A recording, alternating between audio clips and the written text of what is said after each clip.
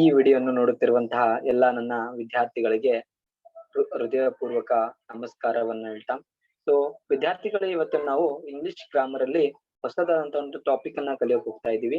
ಆ ಟಾಪಿಕ್ ಯಾವುದು ಅಂತಂದ್ರೆ ಪಾರ್ಟ್ಸ್ ಆಫ್ ಸ್ಪೀಚ್ ಅಂತ ಹೇಳಿ. So it is really very important. ಅದಕ್ಕಾಗಿ ಕಂಪ್ಲೀಟ್ ಆಗಿ ವಿಡಿಯೋನ ನೋಡಿ. ಸೊ ನಾನು ಹಿಂದಿನ ವಿಡಿಯೋದಲ್ಲಿ ಕಾನ್ಸನೆಂಟ್ ಅಂಡ್ ವಾವೆಲ್ಸ್ ಬಗ್ಗೆ ನಾನು ಟೀಚ್ ಮಾಡಿದ್ದೀನಿ ಅಚ್ಚುಕಟ್ಟಾಗಿ. ಸೊ ಅದು ಯಾರು ಇನ್ನೂ ನೋಡಿಲ್ಲ, please go to my channel, ಹೋಗಿ ಇಲ್ಲಿ ಸಬ್ಸ್ಕ್ರೈಬ್ ಮಾಡಿ, ನನ್ನ ವಿಡಿಯೋಗಳನ್ನ ನೋಡಿ. ಸೊ ನಾವು let's start. What is parts of speech? ಇವತ್ತು ಪಾರ್ಟ್ಸ್ ಆಫ್ ಸ್ಪೀಚ್ ಅನ್ನ ಒಂದು ಕೂಡ ಡೌಟ್ ಇರ್ಲಾರ್ದಂಗೆ ಸೊ 100% ಫಿಟ್ ಮಾಡೋ ಕರ್ತವ್ಯ ನಂದು. ಸೊ ನಾವು ಕಾನ್ಸಂಟ್ರೇಟ್ ಎವ್ರಿವನ್. ನಾವು I am going to hide this ವಿಡಿಯೋವನ್ನ ಹೈಡ್ ಮಾಡ್ತೀನಿ. ಸೊ ಚೆನ್ನಾಗಿ ಕಾನ್ಸಂಟ್ರೇಷನ್ ಕೊಟ್ಟು ನಾ ಕೇಳಿ. ಓಕೆ, ಸೊ ನಾವು ಲೆಟ್ಸ್ ಸ್ಟಾರ್ಟ್. ಸೊ ವಿದ್ಯಾರ್ಥಿಗಳೇ, so here's nothing but the parts of speech ಅಲ್ವಾ? ಪಾರ್ಟ್ಸ್ ಆಫ್ ಸ್ಪೀಚ್ ಕನ್ನಡದಲ್ಲಿ ಮಾತಿನ ಭಾಗಗಳು ಅಂತ ಕರಿತೇವೆ. ಪಾರ್ಟ್ಸ್ ಆಫ್ ಸ್ಪೀಚ್ ಅಂತಂದ್ರೆ ಏನು? Yes, there were total 9 parts of speech in English grammar and before, right? So everyone understand parts of speech ಅಂದ್ರೆ ನಾವೇನ್ ಮಾತಾಡ್ತೀವಲ್ವಾ, ಕನ್ನಡ ಮಾತಾಡ್ತೀವಿ ಅಂತಂದ್ರೆ ಅಲ್ಲೂ ಕೂಡ ಕನ್ನಡದಲ್ಲಿ ಪದಗಳನ್ನ ಶಬ್ದಗಳನ್ನ ಬಳಕೆ ಮಾಡ್ತೀವಿ. ಇಲ್ಲಿ ಇಂಗ್ಲಿಷ್ ಅಲ್ಲೂ ಕೂಡ ನಾವು ಮಾತಾಡ್ತಿದೀವಿ ಅಂತಂದ್ರೆ ಇಂಗ್ಲಿಷ್ ಶಬ್ದಗಳನ್ನ ವರ್ಡ್ಸ್ ಗಳನ್ನ ಯೂಸ್ ಮಾಡ್ತೀವಿ ಅಲ್ವಾ? ಆ ವರ್ಡ್ಸ್ ಗಳು ಯಾವ್ದ್ಯಾವ್ದರಿಂದ ಆಯ್ದುಕೊಳ್ಳಲಾಗಿದೆ ಅಂತ ನಾವೇನಾದ್ರೂ ಕೂಡ ಅರ್ಥ ಮಾಡ್ಕೊಳ್ಬೇಕಾದ್ರೆ ನಮ್ಗೆ ಪಾರ್ಟ್ಸ್ ಆಫ್ ಸ್ಪೀಚ್ ನ ನಾಲೆಜ್ ಇರ್ಬೇಕು ವಿದ್ಯಾರ್ಥಿಗಳೇ. ಈಗ ನೋಡೋಣ ಇವಾಗ. ಸೊ ಒಟ್ಟು 9 ಪಾರ್ಟ್ಸ್ ಆಫ್ ಸ್ಪೀಚ್ ಗಳು ಇಂಗ್ಲಿಷ್ ಗ್ರಾಮರ್ ಅಲ್ಲಿ ಮೊದಲಿದ್ವು. ಓಕೆನಾ? So before long years ago 9 ಇದ್ವು. ಬಟ್ ನಾವು there are total 8 parts of speech. ಆದ್ರೆ ಇವಾಗ ಒಟ್ಟು ಎಷ್ಟು ಪಾರ್ಟ್ಸ್ ಆಫ್ ಸ್ಪೀಚ್ ಇದಾವೆ ಅಂತಂದ್ರೆ 8. ಯಾರಾದ್ರೂ ನಿಮ್ಗೆ ಕೇಳಿದ್ರೆ ಎಷ್ಟಿದಾವ ಅಂದ್ರೆ 8 ಅಂತ ಇವಾಗ ಹೇಳ್ಬೇಕಾ. ಮೊದಲು ಎಷ್ಟಿದ್ವು ಅಂತಂತಂದ್ರೆ ಬಿಫೋರ್ ಅಂದ್ರೆ ಸೊ ದಟ್ ಈಸ್ 9 ಇದ್ವು ಅಂತ. ಓಕೆ, ಸೊ ನೋಡೋಣ ಇವಾಗ. So how much important is parts of speech? ನಾವು ಯಾಕೆ ಪಾರ್ಟ್ಸ್ ಆಫ್ ಸ್ಪೀಚ್ ಕಲಿಬೇಕು, ಮತ್ತೆ ಈ ಪಾರ್ಟ್ಸ್ ಆಫ್ ಸ್ಪೀಚ್ ಇಂಗ್ಲಿಷ್ಗೆ ಏನ್ ಕನೆಕ್ಷನ್ ಇದೆ, ಎಷ್ಟು ಮಹತ್ವ ಇದೆ ಅಂತ ನೋಡ್ಕೊಳ್ಳೋಣವಾ? ಸೊ ನಾವು ಒಂದು ಎಕ್ಸಾಂಪಲ್ ಇದೆ ನೋಡ್ರಿ. ಕಣ್ಣು, ಹೃದಯ, ಮತ್ತೆ ಕಿಡ್ನಿ, ಸೊ ಎಲ್ಲಾ ನಿಮ್ಗೆ ಕಾಣಿಸ್ತಾ ಇದೆ. ಮೆದುಳು, ಬ್ರೈನ್ ಅಂತ ಸೊ ಎಲ್ಲಾನು ಕಾಣಿಸ್ತಾ ಇದೆ ನೋಡ್ರಿ. ಒಬ್ಬ ಮನುಷ್ಯನಿಗೆ ಇದ್ರಲ್ಲಿ ಯಾವುದೋ ಒಂದನ್ನ ನೀವು ತೆಗೆದ್ರೆ, ಮನುಷ್ಯನ ದೇಹದಿಂದ ಯಾವುದೋ ಒಂದು ತೆಗೆದ್ರೆ ಆ ಮನುಷ್ಯನ ಜೀವನ ತುಂಬಾ ತೃಪ್ತಿ ಆಗ್ಬೋದಾ? ಸೊ ಅವನು ತುಂಬಾ ಆರಾಮದಾಯಕವಾಗಿ ಜೀವನವನ್ನ ನಡೆಸ್ಬೋದಾ? ಯಾವುದೇ ಒಂದು ಸಣ್ಣ ಪ್ರಾಬ್ಲಮ್ ಇಲ್ದಂಗೆ ಜೀವನ ನಡೆಸ್ಬೋದಾ? ಕಷ್ಟ ತಾನೆ. ಸೊ ಹಾಗೆ ಪಾರ್ಟ್ಸ್ ಆಫ್ ಸ್ಪೀಚ್ ಅಲ್ಲೂ ಕೂಡ ಒಂದು ಪಾರ್ಟ್ಸ್ ಆಫ್ ಸ್ಪೀಚ್ ಅನ್ನ ನೀವು ಕಲೀಲಿಲ್ಲ ಅಂತಂದ್ರೆ ಸೊ 100% ನಮ್ಮ ಜೀವನದಲ್ಲಿ ಹೇಗೆ ಒಂದು ಕಿಡ್ನಿ ಹೋದಾಗ ಎಷ್ಟು ಪ್ರಾಬ್ಲಮ್ ಆಗುತ್ತೆ, ಅಷ್ಟೇ ಪ್ರಾಬ್ಲಮ್ ಇಂಗ್ಲಿಷ್ ಮಾತಾಡ್ಬೇಕಾದ್ರೆ ನಮ್ಗೆ ಸಮಸ್ಯೆ ಆಗ್ತದೆ. ಸೊ ನಾವು ನಿಮ್ಗೆಲ್ರಿಗೂ ಅರ್ಥ ಆಗಿದೆ ಹೇಗೆ parts of speech, 8 parts of speech ಎಷ್ಟು ಮುಖ್ಯವಾಗಿ ಇದ್ದಾವೆ. ಮನುಷ್ಯನಿಗೆ ಅಂಗಗಳು ಎಷ್ಟು ಮುಖ್ಯನೋ, ಹೃದಯ, ಹಾರ್ಟ್, ದಟ್ ಈಸ್ ಬ್ರೈನ್ ಎಷ್ಟು ಮುಖ್ಯನೋ ಅಷ್ಟೇ ಪಾರ್ಟ್ಸ್ ಆಫ್ ಸ್ಪೀಚ್ ಕೂಡ ಮುಖ್ಯವಾಗಿದೆ ವಿದ್ಯಾರ್ಥಿಗಳೇ. ಕ್ವಶನ್ ಇದೆ ನೋಡ್ರಿ. Is it possible to live a life without any one of this? ಇದು ಯಾವ್ದಾದ್ರು ಒಂದಿರ್ಲಿಲ್ಲ ಅಂದ್ರೆ ಜೀವನ ಬದುಕ್ಬೋದಾ? ಇಲ್ಲಲ್ಲ. ಹಾಗೆ ಪಾರ್ಟ್ಸ್ ಆಫ್ ಸ್ಪೀಚ್ ಅಲ್ಲೂ ಕೂಡ ಒಂದನ್ನು ಬಿಡಂಗಿಲ್ಲ, 8 ಕಲಿಬೇಕಾಗುತ್ತೆ. ಸೊ ನಾವು ಸೊ ವಿಚ್ ಆರ್ ದೋಸ್? ಯಾವ 8 ಪಾರ್ಟ್ಸ್ ಆಫ್ ಸ್ಪೀಚ್ ಗಳು? Now here, like you can see here. So there are total 8 parts of speech ಗಳು ಇದಾವೆ. ಯಾವ್ಯಾವು ಅಂತಂದ್ರೆ so verb, noun, adjective, adverb, pronoun, interjection, conjunction and preposition ಅಂತ ಹೇಳಿ 8 ಅಲ್ಲೇನಿದಾವೆ ಅಂತಂದ್ರೆ ಒಂದು ಫ್ಯಾಮಿಲಿಯ ಪಾರ್ಟ್ಸ್ ಆಫ್ ಸ್ಪೀಚ್ ಇದಾವೆ, ಮಾತಿನ ಭಾಗಗಳಿದಾವೆ. ಓಕೆ, ಸೊ ಈಗ 9 ಅಂದ್ರಲ್ಲ ಸರ್, ಅದು ಇನ್ನೊಂದು ಯಾವ್ದಿತ್ತು ಮೊದ್ಲು? ಆ ಮೊದ್ಲು ಇನ್ನೊಂದು ಪಾರ್ಟ್ಸ್ ಆಫ್ ಸ್ಪೀಚ್ ಯಾವ್ದು ಇತ್ತು ಅಂತ ನಿಮ್ಗೆ ಪ್ರಶ್ನೆ ಕೇಳ್ತಾ ಇದೀನಿ. ಪ್ಲೀಸ್ ನನ್ನ ಕಮೆಂಟ್ ಸೆಕ್ಷನ್ ಅಲ್ಲಿ ದಯವಿಟ್ಟು ಮಿಸ್ ಮಾಡ್ಲಾರ್ದಂಗ ಇನ್ನೊಂದು ಯಾವ್ದದು ಪಾರ್ಟ್ಸ್ ಆಫ್ ಸ್ಪೀಚ್ ಮೊದಲು ಇತ್ತು ಅಂತ ನೀವೇ ನನಗೆ ಕಮೆಂಟ್ ಸೆಕ್ಷನ್ ಅಲ್ಲಿ ಹೇಳ್ಬೇಕಾ, ನಾನು ನಿಮ್ಗೆ ರಿಪ್ಲೈ ಮಾಡ್ತೀನಿ. Thank you. So now here any word from English language has taken from one of this parts of speech. ನಾವು ಇಂಗ್ಲಿಷ್ ಅಲ್ಲಿ ಯಾವುದೇ ಪದಗಳನ್ನ ಮಾತಾಡ್ತೀವಲ್ವಾ, ಪ್ರತಿಯೊಂದು ಪದಗಳು ಕೂಡ ಇವು 8ರಲ್ಲೇ ಆಯ್ಕೆ ಮಾಡಲ್ಪಟ್ಟಿರ್ತದೆ. ಈ 8 ಬಿಟ್ಟು ಬೇರೆ ಕಡೆಗೆ ಯಾವುದೋ ಒಂದು ವರ್ಡ್ ಅನ್ನ ಮೇಲ್ಗಡೆಯಿಂದ ಅಥವಾ ಭೂಮಿ ಕೆಳಗಡೆಯಿಂದ ಬರೋದಿಲ್ಲ. ಇವು 8ರಿಂದಾನೇ ನಾವು ಇಂಗ್ಲಿಷ್ ಮಾತಾಡ್ತೀವಲ್ವಾ, ಅವೆಲ್ಲಾನು ಇಂಗ್ಲಿಷ್ ಇದ್ರೊಳಗಡೆಯಿಂದ ತಗೊಳ್ಳಲ್ಪಟ್ಟಿರ್ತದೆ ಪ್ರತಿಯೊಂದು ಕೂಡ ವರ್ಡ್ಗಳು. ಓಕೆ, ನಾವು so let us understand what is noun. ಓಕೆನಾ? ಈಗ 8 ಪಾರ್ಟ್ಸ್ ಆಫ್ ಸ್ಪೀಚ್ ಗೊತ್ತಾಗಿದೆ. ಯಾವ್ದು ನೌನ್ ಅಂದ್ರೆ ಏನು ಅಂತ ಕಂಪ್ಲೀಟ್ ಆಗಿ ಅರ್ಥ ಮಾಡ್ಕೊಳ್ಳೋಣ ಇವತ್ತು. Now all of you come to the point. Noun ಅಂದ್ರೆ ಏನು? Very simple. A noun is the name of any person, place, thing or idea. ವಿದ್ಯಾರ್ಥಿಗಳು ಇಷ್ಟೇ ನೆನ್ಪಿಡ್ರಿ. ನೌನ್ ಅಂತಂದ್ರೆ ಇದು ಒಬ್ಬ ವ್ಯಕ್ತಿಯ ಹೆಸರು ಅಥವಾ ಒಂದು ಸ್ಥಳದ ಹೆಸರು, ವಸ್ತುವಿನ ಹೆಸರು, ಅಥವಾ ಏನು ಒಂದು ಐಡಿಯಾ ಬರ್ತದಲ್ಲ, ನಿಮ್ಗಳಿಗೆ ವಿಚಾರ ಬರ್ತದಲ್ವಾ, ಆ ಒಂದು ಅದರದ ಹೆಸರು ಅಂತ.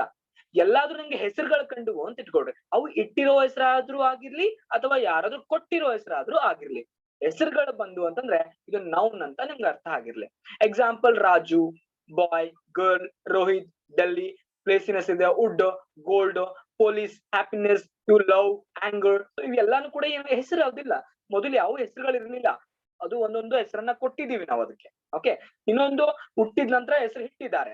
ಓಕೆ, ಇಟ್ಟಿರುವ ಹೆಸರು, ಕೊಟ್ಟಿರುವ ಹೆಸರು, ಹೆಸರು ಬಂದ್ರೆ ಸಾಕು ನೋಡ್ರಿ, ನೀವು ನೌನ್ ಅಂತ ನಾಮಪದ ಅಂತ ಹೇಳ್ಬೇಕು. ಓಕೆ, ಎಕ್ಸಾಂಪಲ್ ನೋಡ್ರಿ, ಅನು ಸ್ಯಾಂಗ್ ಅ ಸಾಂಗ್. ಓಕೆ, ಈಗ ಅನು ಸ್ಯಾಂಗ್ ಅ ಸಾಂಗ್ ಅಂತಂದ್ರೆ, ಅನು ಅಂತಂದ್ರೆ it is a name of the person, ಅದ್ರ ಇದು ಇಟ್ಟಿರ್ತಕ್ಕಂತ ಹೆಸರಲ್ವಾ ಒಬ್ರಿಗೆ, ಹಂಗೆ ಅನು ನೌನ್ ಆಯ್ತು. ಸ್ಯಾಂಗ್ ಅ ಸಾಂಗ್, ಸ್ಯಾಂಗ್ ಅಂದ್ರೆ ಯಾರ ಹೆಸರುನು ಅಲ್ಲ. ಸಾಂಗ್ ಅಂತಂದ್ರೆ ಎಸ್, ಇದು ಏನೋ ಯಾರೋ ಒಬ್ಬ ಏನೋ ಒಂಥರ ವಾಯ್ಸ್ ಮಾಡ್ತಿದ್ದ, ಅವನಿಗೆ ಸಾಂಗ್ ಅಂತ ಅಂದ್ರೆ ಅದು ಏನು ಸಾಂಗ್ ಅಂದ್ರೆ ಗೀತೆ ಅಂತ ಹೆಸರು, right. So song is nothing but ಇದಕ್ಕೂ ಕೂಡ ಒಂದು ಹೆಸರನ್ನ ಕೊಟ್ಟಿರೋದು. ಸಾಂಗ್ ಮೊದಲು ಎಲ್ಲೋ ಬಹಳ ಸನಾತನ ಕಾಲದಿಂದಲ್ಲ ಸಾಂಗ್ ಅಂದ್ರೆ. ಓಕೆ, ಸೊ ಈಗ ನಾವು ಮನುಷ್ಯರು ಹುಟ್ಟಿದ ನಂತರ ಅವು ಸಾಂಗ್ ಇವೆಲ್ಲ ವರ್ಡ್ಗಳ ಹುಟ್ಟಿದಾವೆ. Okay, my family lives in Dehradun. ಈಗ ಫ್ಯಾಮಿಲಿ ಅನ್ನೋದು ಕೂಡ ಏನೋ ಒಂದು ಕುಟುಂಬ ಅಂತ. ಈ ಕುಟುಂಬ ಯಾವಾಗ ಇದು ಏನಾಗಿದೆ, ಮೊದಲು 4 ಜನ ಒಂದು ಮನೆಗೆ ಇರ್ತಿದ್ರು, ಏನ್ ಅನ್ಬೇಕಂತ ಗೊತ್ತಾಗ್ತಿರ್ಲಿಲ್ಲ. ಆಮೇಲೆ ಏನಾಯ್ತು, ಲೇಟರ್ ಆಗಿ ಫ್ಯಾಮಿಲಿ ಅನ್ನೋಣ, ಕುಟುಂಬ ಅನ್ನೋಣ. ಓಕೆ, ಸೊ ಅವಾಗ ಈ ವರ್ಡ್ ಅನ್ನ ಹುಟ್ಟಿದ್ದು. ಓಕೆ, ಇದನ್ನು ಕೂಡ ಇದು ಕೊಟ್ಟಿರ್ತಕ್ಕಂತ ಹೆಸರು. ಸೊ ಗೋವಾ, ಇದನ್ನು place, this is the place of state. Okay, so ನಾವು the dog is a faithful animal. ಕಾಣಿಸ್ತಾ ಇದೆ ಅಲ್ವಾ ಲಾಸ್ಟ್ ಕೊನೆದು, ಡಾಗ್ ಅಂದ್ರೆ ಏನು, this is name of the animal. Animal ಅಂತಂದ್ರೆ ಅನಿಮಲ್ ಗಳಿಗೆ ಅಷ್ಟು ಅನಿಮಲ್ ಗಳ ಗುಂಪಿಗೆ ಹೆಸರು ಕೊಟ್ಟಿರ್ತಕ್ಕಂಥದ್ದು ಅನಿಮಲ್ ಅಂತ ಹೇಳಿ. ಓಕೆನಾ, ಪ್ರಾಣಿ ಅಂತ. Okay, fine. ನಿಮ್ಗೆ ನೌನ್ ಅಂದ್ರೆ ಕಂಪ್ಲೀಟ್ ಆಗಿ ಅರ್ಥ ಆಗಿದೆ ಅನ್ಕೊಂತೀನಿ. So now there are total 5 types. ಅಲ್ಲಿ 5 ಟೈಪ್ಸ್ ವಿಧಗಳ ನೌನ್ ಇದಾವೆ. ಅವು ಯಾವ್ಯಾವ ಅಂತ ನೋಡ್ಕೊಳ್ಳೋಣವಾ. So now here proper noun, common noun, collective noun, abstract noun and material noun, 5 ನೌನ್ಗಳಿದಾವೆ ಇವತ್ ನೋಡೋಣ. ಸೊ ಅದರಲ್ಲಿ ಕಾಮನ್ ನೌನ್ ಅಂದ್ರೆ ಏನಂತ ನೋಡ್ಕೊಳ್ಳೋಣವಾ. Everyone concentrate. ಓಕೆ, ಇಲ್ಲಿ ಕಾಮನ್ ನೌನ್ ಅಂದ್ರೆ a name that is used commonly for a person, things are place. So ನೋಡ್ರಿ, ಯಾವುದೇ ಒಂದ ಫಾರ್ ಎಕ್ಸಾಂಪಲ್ ಇವಾಗ ಒಬ್ಬ ವ್ಯಕ್ತಿಗೆ ಅಥವಾ ವಸ್ತುವಿಗೆ, ಸ್ಥಳಕ್ಕೆ ನಾವೇನ್ ಯೂಸ್ ಮಾಡ್ತೀವಲ್ವಾ, ಅವು ಎಲ್ಲಾ ಹೆಸರುಗಳು ಕಾಮನ್ ನೌನ್ ಅಂತ ಕರಿತೀವಿ. ಎಕ್ಸಾಂಪಲ್ ಏನಪ್ಪಾ ಅಂತಂದ್ರೆ boy, dog, pen, man, women, town, friend etcetera. ನೋಡ್ರಿ, ಇಲ್ಲಿ ಹೆಸರುಗಳಲ್ಲಿ ಸ್ವಲ್ಪ ವಿಚಿತ್ರ ಏನು, ಕಾಮನ್ ನೌನ್ ಹೇಗೆ ಕಂಡುಹಿಡಿಬೇಕಂದ್ರೆ ಅಲ್ಲಿ ನಮ್ಗೆ ಸ್ಪೆಸಿಫಿಕ್ ಆಗಿ ಏನು ಕೊಡೋದಿಲ್ಲ. ಬಾಯ್ ಅಂತಂದ್ರೆ ಯಾವ ಬಾಯ್ ಅಂತ ಅನ್ಕೋಬೇಕು ನಾವು, ಹುಡುಗ, ಯಾವ ಹುಡುಗ ಸ್ಪೆಸಿಫಿಕ್ ಇರೋದಿಲ್ಲ. ಡಾಗ್, ಯಾವ ಡಾಗು, ಬೆಲ್ಲಿ ಡಾಗ, ಬ್ಲಾಕ್ ಡಾಗ, ರೆಡ್ ಡಾಗ ಅಥವಾ ಡೊಕೊಮೋ ಡಾಗ, ಗೊತ್ತಾಗಲ್ಲ. ಪೆನ್, ಯಾವ ಪೆನ್ ಅಪ್ಪ, ಇದು ಸ್ಪೆಸಿಫಿಕ್ ಆಗಿರೋದಿಲ್ಲ ಕಾಮನ್ ನೌನ್ಗಳು. ಓಕೆ, ಈಗ ನೋಡಿ ಒಂದು example, boys like to play football. ಈಗ ಬಾಯ್ಸ್ ಲೈಕ್ ಟು ಪ್ಲೇ, ಯಾವ ಬಾಯ್ಸ್ ಅಂತ ನಮ್ಗೆ ಗೊತ್ತಾಗ್ತದೇನಲ್ಲಿ, ಗೊತ್ತಾಗಲ್ಲ. ಆದ್ರೂ ಬಾಯ್ಸ್ ಅನ್ನೋದೇನು ಅಂತಂದ್ರೆ ಇದನ್ನು ಕೂಡ ನಾವ್ನೇ, ಯಾರೋ ಒಬ್ಬ ಹುಡುಗನ ಹೆಸರೇ, ಹುಡುಗರ ಹೆಸರುಗಳೇ ಅದಾವೆ ಬಾಯ್ಸ್ ಅಂದ್ರೆ. ಓಕೆ, ಆದ್ರೆ ಯಾವ ಹುಡುಗರವ್ರೆಲ್ಲಾರು ಅಂತ ಸ್ಪೆಸಿಫಿಕ್ ಆಗಿ ಹೇಳಲ್ಲ. ಯಾವ್ದು ಹೇಳಲ್ಲ, ಕಾಮನ್ ನೌನ್ಗಳು ಹೇಳಲ್ಲ. Okay, boys. So now there are many beautiful parks in Chandigarh. ನೋಡ್ರಿ, ಬ್ಯೂಟಿಫುಲ್ ಪಾರ್ಕ್ಸ್ ಅದಾವಂತ. ಈಗ ಪಾರ್ಕ್ಸ್ ಅಂದ್ರೆ ಏನ್ ಹೇಳ್ತಿದೆ ಅಂತಂದ್ರೆ ಬಹಳಷ್ಟು ಪಾರ್ಕ್ಸ್ ಗಳು ಅದಾವಲ್ಲಿ. ಓಕೆನಾ, ಅದ್ರ ಪರ್ಟಿಕ್ಯುಲರ್ ನೇಮ್ ಅನ್ನ ಇಂಡಿಕೇಟ್ ಮಾಡ್ತಿಲ್ಲ. ಅದು ನಮ್ಗ ಅರ್ಥ ಆಗ್ಬೇಕಾ. ಪಾರ್ಕ್ಸ್ ಅಂತಂದ್ರೆ ಏನೋ ಒಂದು ಗಿಡಗಳು, ಬ್ರಾಂಚ್ಗಳು ಅದಾವ, ಅದಕ್ಕೆ ಪಾರ್ಕ್ಸ್ ಅಂತ ಹೆಸರು ಕೊಟ್ಟಾರ. ಓಕೆ, ಗಾರ್ಡನ್ ಹೆಸರು ಕೊಟ್ಟಾರ. No my friend borrowed a few books yesterday. ಈಗ ಫ್ರೆಂಡ್ ಅಂತಂದ್ರೆ ಗೊತ್ತಿದೆ, ಸ್ನೇಹಿತ ಅಲ್ವಾ.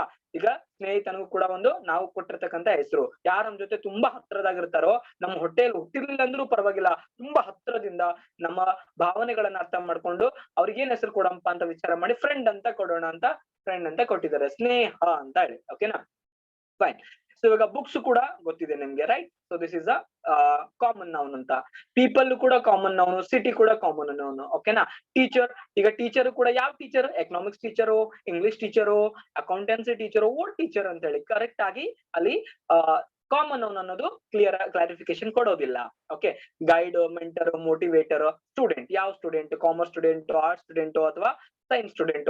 ಸೊ ದಿಸ್ ಇಸ್ ಎಲ್ಲಾ ಕೂಡ ಏನು ನಾವು ಕೊಟ್ಟಿರ್ತಕ್ಕಂಥವು ಮತ್ತೆ ಇಟ್ಟಿರ್ತಕ್ಕಂಥ ಹೆಸರುಗಳು, ಇವು ಕಾಮನ್ ನೌನ್ ಅಂತ ಕರಿತೀವಿ. ಕಾಮನ್ ನೌನ್ ನೆನ್ಪಿಟ್ಕೊಡ್ರಿ, ಇದು ಸ್ಪೆಸಿಫಿಕ್ ಆಗಿ ನಿರ್ದಿಷ್ಟವಾಗಿ ಅಥವಾ ನಿಖರವಾಗಿ ಕರೆಕ್ಟ್ ಆಗಿ ಹೇಳ್ಕೊಡೋದಿಲ್ಲ.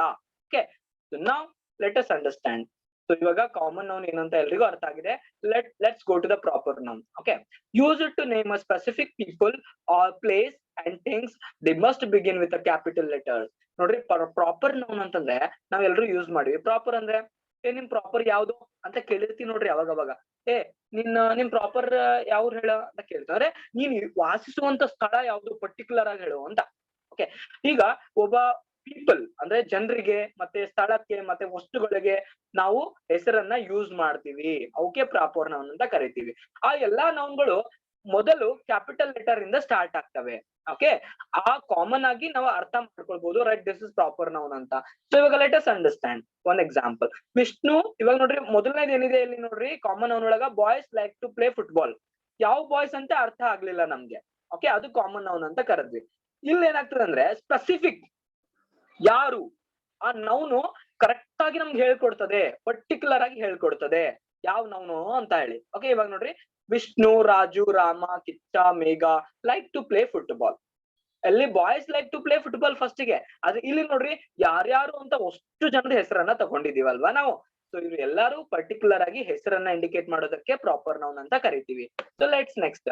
There are Cubbon, Raman, Krishnan parks in Chandigarh. ಹೌದೇ, ಇಲ್ಲಿ ನೋಡ್ರಿ ನಾವು ಎರಡನೇ ಇಲ್ಲಿ ಬ್ಯೂಟಿಫುಲ್ ಪಾರ್ಕ್ಸ್ ಇದು ಯಾವ ಅಂತ ಹೇಳಿಲ್ಲ, ಖಾಲಿ ಪಾರ್ಕ್ಸ್ ಅಂತ ಹೇಳಿದ್ರ.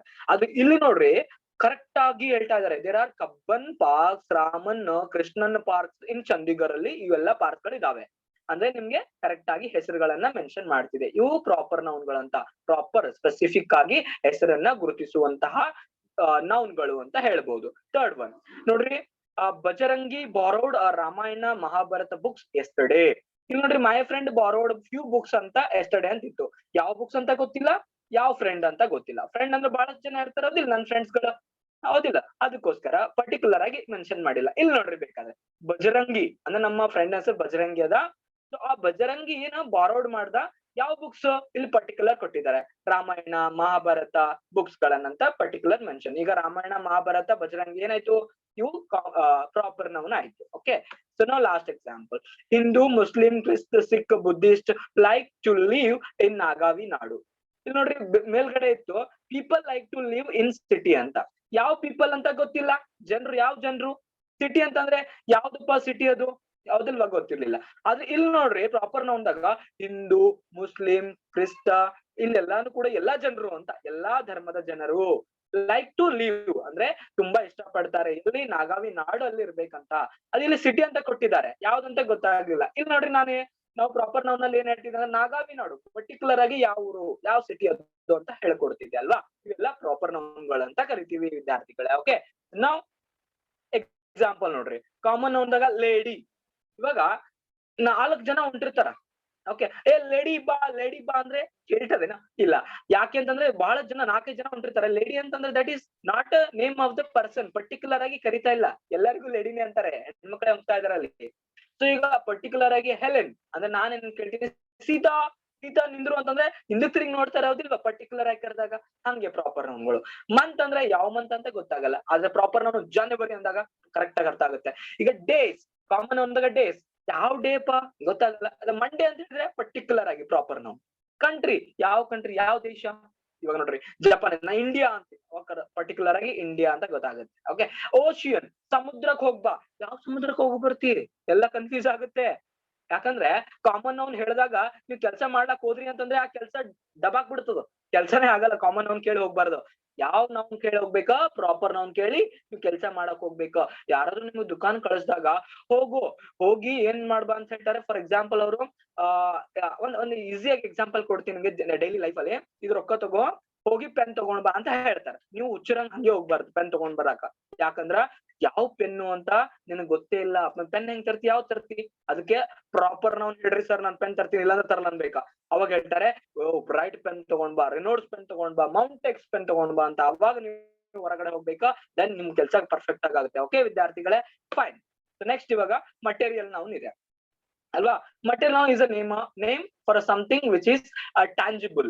ಓಕೆ, ಸೊ ಇದು ಮಟೀರಿಯಲ್ ನೌನ್ಗಳು ಅಂತಂದ್ರೆ ಯಾವ್ದೋ ಒಂದು ಕಾಮನ್ ನೌನ್ ಮಾಡೋದಕ್ಕೆ ಯಾವ ವಸ್ತುಗಳನ್ನ ನಾವು ಬಳಕೆ ಮಾಡ್ತೀವಿ. ಓಕೆ, ಇದು ಹೆಂಗಂದ್ರೆ ಟ್ಯಾಂಜಿಬಲ್ ಇದೆ, ಅದು ವೆರಿ ಇಂಪಾರ್ಟೆಂಟ್. ಓಕೆ, ಅಟ್ಯಾಚ್ ಇದೆ. ಟ್ಯಾಂಜಿಬಲ್ ಅಂದ್ರೆ ಅಟ್ಯಾಚ್ ಇದೆ ಒಂದ್ ಸ್ವಲ್ಪ ನೌನ್ಗಳಿಗೆ ಕಲಿಸಿರ್ತಕ್ಕಂಥದ್ದು. ಹೇಗೆ ಅಂದ್ರೆ ಇವಾಗ ನೋಡ್ರಿ ಒಂದು example, I have a cricket bat in my closet. Okay, so ಇಲ್ಲಿ ಬ್ಯಾಟ್ ಅಂತಂದ್ರೆ ಏನು, the bat is made of wood. ಅಂದ್ರೆ ಇಲ್ಲಿ ಬ್ಯಾಟ್ ಅನ್ನೋದು ಯಾವ್ದ್ರಿಂದ ಮಾಡಲ್ಪಟ್ಟಿದೆ, ಬ್ಯಾಟ್ ಅಂದ್ರೆ ನೌನ್ ಅಲ್ವಾ. ಯಾಕೆಂದ್ರೆ ಇದು name of the bat is nothing but ಒಂದು ಕಟ್ಟಿಗೆಯಿಂದ ಮಾಡಲ್ಪಟ್ಟಿದೆ. ಓಕೆ, ಸೊ ಈ ಬ್ಯಾಟ್ ಅನ್ನ ಕಟ್ಟಿಗೆಯಿಂದ ಮಾಡಲ್ಪಟ್ಟಿದೆ. ಹಾಗಾದ್ರೆ that is wood from a tree. ಆ ಕಟ್ಟಿಗೆ ಎಲ್ಲಿಂದ ತಗೊಳ್ಳಲ್ಪಟ್ಟಿದೆ? ಟ್ರೀ ಇಂದಾನೆ ತಾನೆ. ಟ್ರೀ ಇಂದಾನೆ ಕಟ್ಟಿಗೆ ಬರುತ್ತಲ್ವಾ? This is very important. ನಾವ್ ಇವಾಗ ಏನ್ ಹೇಳ್ತೀವಿ ಅಂತಂದ್ರೆ ಮಟೀರಿಯಲ್ ಯಾವ್ದಪ್ಪ ಅಂತಂದ್ರೆ that is nothing but a wood ಅಂತ ಹೇಳ್ತೀವಿ. ಓಕೆನಾ? ಈ ವುಡ್ ಇಂದಾನೆ ಬ್ಯಾಟ್ ಅನ್ನ ಮಾಡಲ್ಪಟ್ಟಿದೆ. ಬ್ಯಾಟ್ ಅಂದ್ರೆ common noun. Okay, so fine. ಈಗ ನೋಡ್ರಿ, ಫ್ರಮ್ ನೇಚರ್ ಅಲ್ಲಿ ಬಹಳಷ್ಟು ಮೆಟಲ್ ನೌನ್ ಇದಾವೆ. ಏನು? ವಾಟರ್. ಈಗ ಥಮ್ಸ್ ಅಪ್ ಇದೆ. ಈಗ ಥಮ್ಸ್ ಅಪ್ ಅಂದ್ರೆ ನಾವ್ ಏನ್ ಹೇಳ್ತೀವಪ್ಪ? Thumbs up is nothing but a noun ಇದೆ ಅದು. ಆದ್ರೆ ಮಟೀರಿಯಲ್ ನೌನ್ ಆಗಲ್ಲ. ಆದ್ರೆ ಥಮ್ಸ್ ಅಪ್ ಯಾವ್ದ್ರಿಂದ ಮಾಡಲ್ಪಟ್ಟಿದೆ ಅಂತ ಕೇಳಿದಾಗ ವಾಟರ್ ಬೇಕೇ ಅಲ್ಲಿ, ಹೌದಲ್ವಾ? ಈಗ ವಾಟರ್ ಅಂದ್ರೆ ಮಟೀರಿಯಲ್ ಆಯ್ತು. ಒಂದು ವಾಟರ್ ಅನ್ನ ಮಟೀರಿಯಲ್ ಯೂಸ್ ಮಾಡ್ಕೊಂಡು ಥಮ್ಸ್ ಅಪ್ ಕ್ರಿಯೇಟ್ ಮಾಡ್ತಾರೆ. ಮತ್ತೆ ಬೇರೆ ಬೇರೆ ಬೇರೆ ರೀತಿ ಎಲ್ಲ ನಿಂಬು ಶರ್ಬತ್ ಎಲ್ಲ ಕ್ರಿಯೇಟ್ ಮಾಡ್ತಾರಲ್ವಾ? ಹಾಗೆ ಈಗ ಏರ್ ಕೂಡ ಹಂಗೆ. Okay, silver, gold, iron, copper, sand, coal, rock, sunlight ಅಂದ್ರೆ ಕಲ್ಲಿದ್ದಲು, ಉಸುಕು, ರೇತಿ ಅಂತ ಹೇಳ್ತೀವಲ್ಲ ಹಂಗೆ. ರಾಕ್ ಅಂದ್ರೆ ಕಲ್ಲು, ಸನ್ಲೈಟ್ ಸೂರ್ಯನ ಬೆಳಕು, ರೇನ್ ಮಳೆ, ಅರ್ತ್ ಭೂಮಿ, ಸಾಲ್ಟ್ ಉಪ್ಪು, ಇವೆಲ್ಲಾನು ಕೂಡ ಮಟೀರಿಯಲ್ ಗಳು ಅಂತ ಕರಿತೀವಿ. ಈ ಮಟೀರಿಯಲ್ ಇಂದ ನಾವು ಫಾರ್ ಎಕ್ಸಾಂಪಲ್ ನೌನ್ ಅಂತ ಕರಿತೀವಿ. Okay, from animals. ಅನಿಮಲ್ಸ್ ಅಲ್ಲಿ ಯಾವ್ಯಾವ ಮೆಟೀರಿಯಲ್ ನೌನ್ ಅಂದ್ರೆ egg, meat, honey, milk, silk, leather, wool etcetera. ಇವು ಅನಿಮಲ್ ಇಂದ ಸಿಗುವಂತಹ ಮಟೀರಿಯಲ್ ನೌನ್. ಈಗ ವಸ್ತುಗಳು ಯಾವ್ಯಾವಪ್ಪ ಮಟೀರಿಯಲ್ ಅಂತಂದ್ರೆ cotton, food, oil, wood, jute, coffee, medicine, tea, rubber, perfume etcetera. ಇವೆಲ್ಲಾನು ಕೂಡ ಥಿಂಗ್ಸ್ ಅವೈಲೇಬಲ್. ಓಕೆನಾ? ಫೈನ್. ಒಂದ್ ಸಿಂಪಲ್ ಎಕ್ಸಾಂಪಲ್, ಇಲ್ಲಿ ಚೇರ್ ಇದೆ ನೋಡ್ರಿ. ಚೇರ್ ಏನಪ್ಪಾ? Common noun. ಯಾಕೆಂದ್ರೆ ಇದು ಪರ್ಟಿಕ್ಯುಲರ್ ಆಗಿ ಯಾವ ಚೇರ್ ಅಂತ ಹೇಳ್ಕೊಡ್ತಿಲ್ಲ, ಅದಕ್ಕೆ ಕಾಮನ್ ನೌನ್. ಓಕೆ, ಈಗ ಹೋಗಿ ಚೇರ್ ತಗೊಂಡ್ ಬಾ ಅಂದ್ರೆ ಕಷ್ಟ ಆಗುತ್ತೆ, ಯಾವ ಚೇರ್ ಅಂತ ಗೊತ್ತಿಲ್ಲ. ಈಗ ಉಷಾ ಚೇರು ಅಂತಂದ್ರೆ ಇದೇನು? ಪರ್ಟಿಕ್ಯುಲರ್ ಸ್ಪೆಸಿಫಿಕ್ ಆಗಿ ಉಷಾ ಚೇರ್ ಅಂತ ಹೇಳ್ತಾ ಇದಾರೆ. ಇದು ಏನಾಯ್ತು? Proper noun, right? ಈಗ ಈ ಚೇರ್ ಯಾವ್ದ್ರಿಂದ ಮಾಡಲ್ಪಟ್ಟಿದೆ? ಪ್ಲಾಸ್ಟಿಕ್. Very good. ಪ್ಲಾಸ್ಟಿಕ್ ಏನಾಯ್ತು? ಮಟೀರಿಯಲ್ ನೌನ್ ಆಯ್ತು ಮೈ ಡಿಯರ್ ಸ್ಟೂಡೆಂಟ್ಸ್. ಓಕೆ, ಈಗ ನಿಮ್ಗ ಈ ಎಕ್ಸಾಂಪಲ್ ಇಂದ ಅರ್ಥ ಆಗಿದೆ ಅನ್ಕೋತೀನಿ. Okay, metal noun. ಈಗ ಅಬ್ಸ್ಟ್ರಾಕ್ಟ್ ನೌನ್ ಅಂದ್ರೆ ಏನು? ವೆರಿ ಸಿಂಪಲ್ ವಿದ್ಯಾರ್ಥಿಗಳೇ. Okay, an abstract noun is a noun that refers to an intangible concept such as an emotion, a feelings, a quality, or an idea. In other words, an abstract noun does not refer to a physical object. ನೋಡ್ರಿ ವಿದ್ಯಾರ್ಥಿಗಳೇ, very simple abstract noun ಅಂತಂದ್ರೆ ಈ words ಗಳು ಸ್ವಲ್ಪ complicated ಅಂತೆ. ಇದು ನೀವು ಎಲ್ಲ ಟೆನ್ಷನ್ ತಗೊಳ್ಬೇಕು. ಕಣ್ಣಿಗೆ ಕಾಣೋದಿಲ್ವೋ? ಓಕೆ, ನೆನ್ಪಿಟ್ಕೊಡ್ರಿ. ಅಂದ್ರೆ ಫಿಸಿಕಲ್ ಆಗಿ ನಮ್ಗೆ ಅದು ಟಚ್ ಮಾಡಕ್ಕೂ ಆಗೋದಿಲ್ಲ, ಕಣ್ಣಿಗೂ ಕೂಡ ಕಾಣೋದಿಲ್ಲ. ಓನ್ಲಿ ನಾವ್ ಏನಾಗ್ತೀವಿ? ಫೀಲ್.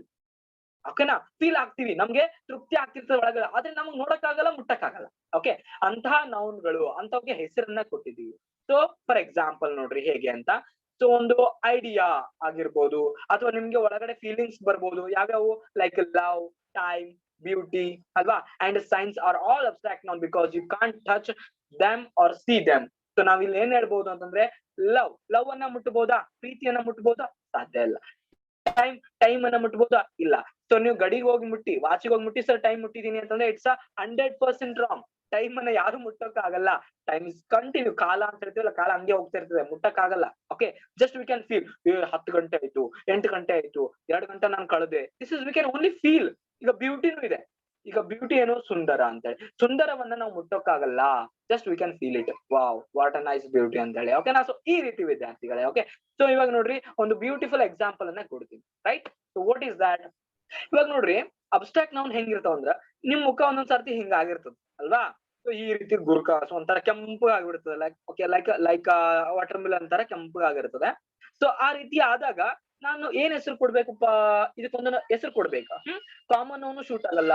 ಯಾವ ಹೆಸರು ಕೊಡ್ಲಿ ಅಂತ ವಿಚಾರ ಮಾಡಿ ಏನ್ ಮಾಡಿದೆ, ಅದಕ್ಕೊಂದು ಹೆಸರನ್ನ ಕೊಟ್ಟೆ. ಆ ಹೆಸರೇನು? ಆಂಗರ್. ನೋಡ್ರಿ, ಈ ರೀತಿ ಮುಖ ಆದಾಗ ನಾವ್ ಏನಂತೀವಿ? ಆಂಗರ್ ಅಂತೀವಿ. ಸಿಟ್ಟು. ಆ ಸಿಟ್ಟು ಅನ್ನೋ ಪದ ಮೊದಲು ನಿನ್ ಮುಖ ಹಿಂಗ ಆದಾಗ ಆಮೇಲೆ ನಾವು ಹೆಸರನ್ನ ಕೊಟ್ಟಿದೀವಿ. ಓಕೆನಾ? So very important. Anger is nothing but abstract noun. ಈ ಆಂಗರ್ ಅನ್ನ ಮುಟ್ಟಬಹುದಾ? ಇಲ್ಲ. ನಾನು ಅಲ್ಲಿ ಫೋಟೋಲ್ ಇರ್ತಕ್ಕಂತ ಒಂದು ಭಾವಚಿತ್ರವನ್ನ ಮುಟ್ಟಬಹುದು, ಫೇಸ್ ಮುಟ್ತೀನಿ, ಬಟ್ ಆಂಗರ್ ಮುಟ್ಟಕ ನೋಡಿವ ಅಂತ ನೀನ್ ಫೀಲ್ ಆಗ್ಬಹುದು, ನೀನು ಗೊತ್ತಾಗುತ್ತೆ ನಿನಗೆ, ಆದ್ರೆ ಮುಟ್ಟಕ್ಕಾಗಲ್ಲ. ಯಾಕಂದ್ರೆ this not a physical thing, right? ಎಲ್ರಿಗೂ ಅರ್ಥ ಆಗಿದೆ. ಇವಾಗ ಕಲೆಕ್ಟಿವ್ ನಾವು ನೋಡೋಣ. A name is a given to a group of people, animals, or a thing of the same kind regarded as a single unit is called a collective noun. Example: a class, a crowd, and team, etc. Okay, so now all of you understand here. We can understand. ಈಗ group of people ಅಂದ್ರೆ ಒಂದು ಗುಂಪಿನ ಜನರಿಗೆ ನಾವೇನಂತ ಕರಿತೀವಿ, so that is a family ಅಂತ ಕರಿತೀವಿ. ಆದ್ರೆ ಫ್ಯಾಮಿಲಿ ಏನಾಯ್ತಪ್ಪ ಇಲ್ಲಿ ಅಂತಂದ್ರೆ very important for us to understand collective. ಅಂದ್ರೆ ಏನಾದ್ರೂ ಒಂದು ಕಲೆಕ್ಟ್ ಇರ್ಬೇಕಲ್ಲಿ. ಓಕೆ, ವಸ್ತುಗಳಾದ್ರೂ ಕಲೆಕ್ಟ್ ಇರ್ಲಿ ಅಥವಾ ವ್ಯಕ್ತಿಗಳಾದ್ರೂ ಕಲೆಕ್ಟ್ ಇರ್ಲಿ ಅಥವಾ ಹಿಂಗ ಗುಂಪು ಇರ್ಬೇಕಂತ. ಇವಾಗ ನೋಡ್ರಿ, ಆ ಗ್ರೂಪ್ ಆಫ್ ಡ್ಯಾನ್ಸರ್, ಒಂದು ಡ್ಯಾನ್ಸರ್ ನ ಗುಂಪಿದೆ, ಅಲ್ಲಿ ಒಬ್ಬರೇ ಇರಲ್ಲ, ಡ್ಯಾನ್ಸರ್ ಇದೆ, ಒಂದು ಗುಂಪಿದೆ, ಅದಕ್ಕೆ ಏನಂತ ಕರಿತೀವಿ, ಟ್ರೂಪ್ ಅಂತ ಕರಿತೀವಿ. ಓಕೆನಾ, the troop of Africa came to India ಅಂತ ಹೇಳಿ, ಅಂದ್ರೆ ಟ್ರೂಪ್ ಆಫ್ ಡ್ಯಾನ್ಸರ್, ಒಂದು ಡ್ಯಾನ್ಸ್ ನ ಗ್ರೂಪ್ ಇದ್ದಾಗ ಟ್ರೂಪ್ ಅಂತ ಕರಿಬೇಕು ಅದಕ್ಕೆ. Okay, this is very important. Second ನೋಡ್ರಿ, ಗ್ರೂಪ್ ಆಫ್ ಸಿಂಗರ್ಸ್, ಅಂದ್ರೆ ಹಾಡ ಆಡೋರು ಜಾಸ್ತಿ ಜನ ಇದ್ದಾಗ ಏನಂತ ಕರಿತೀವಿ ಸರ್, ಚಾಯ್. ಓಕೆನಾ, ಸೊ ವೆರಿ ಇಂಪಾರ್ಟೆಂಟ್. ಈ ರೀತಿ ವರ್ಡ್ ಗಳನ್ನ ನಾವು ನೆನ್ಪಿಡ್ಬೇಕು. ಸೊ ದಿಸ್ ಇಸ್ ನೆಕ್ಸ್ಟ್ ನೋಡ್ರಿ, ಆ ಗ್ರೂಪ್ ಆಫ್ ಕೀಸ್ ಇದಾವೆ, ಅಂದ್ರೆ ಒಂದು ಗುಂಪಿನ ಕೀ, ಒಂದಕ್ಕಿಂತ ಜಾಸ್ತಿ ಕೀಗಳಿದಾವೆ, ಅದಕ್ಕೆ ಏನಂತೀವಿ, ಬಂಚ್ ಅಂತ ಕರಿತೀವಿ. ಹಾಗಾದ್ರೆ ಬಂಚ್ ಅಂದ್ರೆ ಇಲ್ಲಿ ಕಲೆಕ್ಟಿವ್ ನೌನ್ ಆಯ್ತು. ಓಕೆನಾ, ಸೊ ಬಂಚ್ ಆಫ್ ಕೀಸ್ ಅಂತ ಕರಿತೀವಿ ಅಲ್ವಾ. ಓಕೆ, ಇಲ್ಲಿ ನೋಡ್ರಿ, ಬಫೆಲೋಸ್, ಜಾಸ್ತಿ ಬಫೆಲೋಗಳಿದಾವೆ, ಅದಕ್ಕೆ ಏನಂತ ಕರಿತೀವಿ, ಈಗ ಹಿಂಡು ಬರ್ತಿದೆ ನೋಡ್ರಿ, ಅಲ್ಲಿ ಎಮ್ಮೆಗಳ ಹಿಂಡು, ಕೋಣಗಳ ಹಿಂಡು ಅಂತೀವಿ. ಹಿಂಡು ಅನ್ನೋದು ಕಲೆಕ್ಟಿವ್ ನೌನ್. ಇಂಗ್ಲಿಷ್ ಅಲ್ಲಿ ಹರ್ಡ್ ಅಂತ ಕರಿತೀವಿ, HERD. ಇಲ್ಲಿದೆ ನೋಡ್ರಿ, ನಾಲ್ಕನೇ picture, heard. Okay, my friend keeps a heard in is field ಅಂತ, ಒಂದು ಹಿಂಡನ್ನ ಇಟ್ಕೊಂಡಿದ್ದಾನೆ ಬಫೆಲೋಗಳದು ಅಂತ. ಈಗ ಫ್ಲವರ್ಸ್ ಇದಾವೆ, ಓಕೆನಾ, ಒಂದಕ್ಕಿಂತ ಜಾಸ್ತಿ ಫ್ಲವರ್ ಗುಂಪಿದೆ, this is a group of flowers, ಅದಕ್ಕೆ ಏನಂತ ಕರಿತೀವಿ, ಬಕೆಟ್ ಅಂತ ಕರಿತೀವಿ ಅಲ್ವಾ. This very important. So yesterday I have gifted a bucket of flower, ಓಕೆನಾ, ಟು ಮೈ ಫ್ರೆಂಡ್ ಬರ್ತ್ಡೇ ಅಂತ ಹೇಳ್ತಾ ಇದೀನಿ ಅಲ್ವಾ. ಹಿಂಗೆ ಬಕೆಟ್ ಅಂತ ಕರಿತೀವಿ, ಅಲ್ಲಿ ಫ್ಲವರ್ಸ್ ಇರ್ಬೇಕು, ದ ಗ್ರೂಪ್ ಆಫ್ ಫ್ಲವರ್ಸ್ ಇರ್ಬೇಕು. ಮತ್ತೆ ನಿನ್ ಗ್ರೂಪ್ ಆಫ್ ಕೀಸ್ ಇದ್ದಾಗ ಬಕೆಟ್ ಅನ್ನಲ್ಲ, ಬಂಚಿ ಅಂತೀವಿ ಅಲ್ಲಿ. ಓಕೆ, ಸೊ ನಾವು ಎಲ್ಲಾನು ನೌನ್ಸ್ ಗಳ ಅರ್ಥ ಆಗಿದೆ ಅನ್ಕೋತೀನಿ ವಿದ್ಯಾರ್ಥಿಗಳೇ. ಸೊ ನಾವು if you have any doubt, ನಾನು ಒಂದು ಅಸೈನ್ಮೆಂಟ್ ಕೊಟ್ಟಿದ್ದೀನಿ ಏನಂತ ಹೇಳಿ. ಸೊ 9 ಪಾರ್ಟ್ಸ್ ಆಫ್ ಸ್ಪೀಚ್ ಗಳಿದ್ವು, ನಾನು 8 ಹೇಳಿದ್ದೀನಿ, 9ನೇದು ಯಾವ್ದದು ಮೊದಲಿತ್ತು ಅಂತ ನನಗೆ ಕಮೆಂಟ್ ಸೆಕ್ಷನ್ ಹೇಳಂತ ಹೇಳಿದ್ದೀನಿ. ಸೊ ಎಲ್ರಿಗೂ ಕೂಡ ಕಂಪ್ಲೀಟ್ ಆಗಿ ವಿಡಿಯೋ ಅರ್ಥ ಆಗಿದೆ ಅನ್ಕೋತೀನಿ. ಸೊ ನಿಮ್ಗೆ ಅರ್ಥ ಆಗಿದ್ರೆ, ನಿಮ್ಗೆ ಇಷ್ಟ ಆದ್ರೆ please like, share, comment and do not forget to subscribe my channel. So thank you one and all for watching my video very patiently. Okay, so now thank you one and all.